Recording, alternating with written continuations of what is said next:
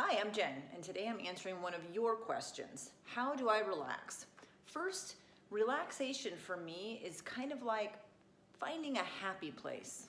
So I'm going to probably use those words interchangeably on this video. Just happiness.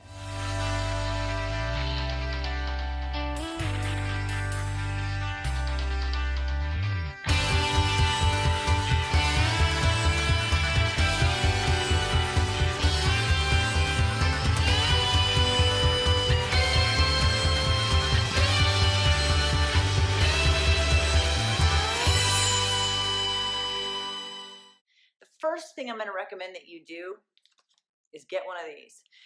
I use this journal for a very specific purpose. It's called my dream journal. I used to leave it on my nightstand. So, if I woke up in the middle of the night and I thought of something or had this epiphany, I could write in it. But I've never done that. What the dream journal means to me is things that I dream about doing or making or things that I want to get. This started for me with this piece of paper. I was working at a dental office and we did Secret Santas. We got this list of things that we liked, little things that make you happy. And I actually had to take the paper home and think about it. And that was when I realized that I was not putting myself first at all. Now, when you have a lot of kids and a big family, you often can't put yourself first, or at least not in a way that's selfish negatively. But what I did realize is that I could do a little bit more. Now, interestingly, I carried this in my car for a while, and Dane moved it, and this fell out, and he asked me if I had ever been speed dating. Hey, you want to go on a date? No, I've never been speed dating, but if you fill out one of these Secret Santa forms, it can double as that for you, and I'm all about doubling effort. So good luck speed dating. I've filled this journal with things that get me excited, that make me happy. And yes, being happy definitely is part of relaxing. So let's take a journey into some of the things that I do that really help me to relax. And maybe they'll spark some interest in you. But remember, grab your own little notebook or journal and start writing down the things that are really important to you. Projects you want to work on, things that you want to create, something that you love to do that you haven't for a while. For me, one of those quirky little things was refinishing furniture that I found at yard sales and reselling it. Who knew? Grab a pen and a piece of paper and get writing about what makes you feel happy and relaxed. Once you've done your part and you've figured out, how do you relax? What things do you need to make you feel more comfortable, happy, excited about life? Then you start to jump in. For me, running is one of the biggest things that I love to do.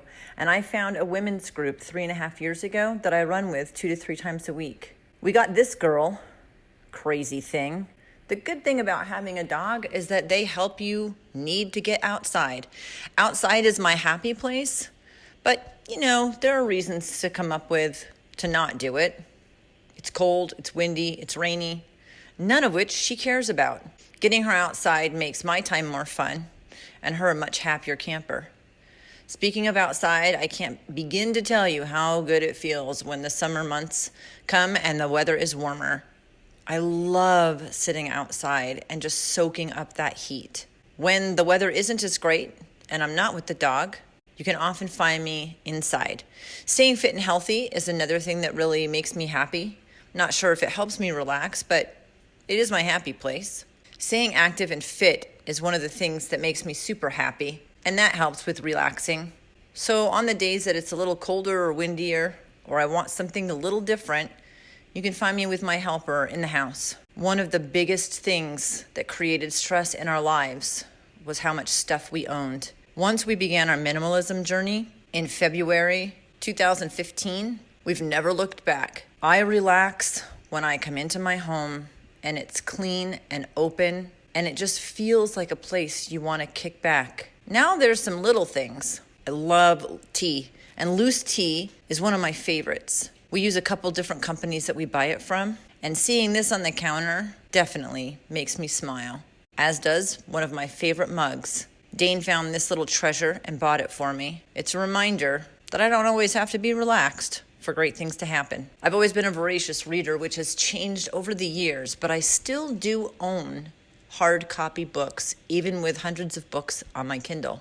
When I began podcasting, I had no idea how much I would love interviewing other people and hearing all about their stories. It just brings me this sense of peace to help someone else give a voice to their story. And then again, there are just the little things. I don't eat almost any sugar, but if I do, this is probably what you're gonna see in my hand. So if I'm coming to visit, you could keep them on stock. Oh, my favorite thing to do to relax. Did you hear that in my voice, just seeing this picture? My favorite bubble bath by Fresh. And this is the end result, chilling out, hot water, little Pandora, and my bubbles. I actually get a pedicure. On rare occasions, for a runner, this is a massively guilty pleasure, but anyone touching my feet is my number one helper in getting me to relax. If you've made it this far, remember to click like, subscribe to the channel, and remember every day's an adventure. Make it a great one.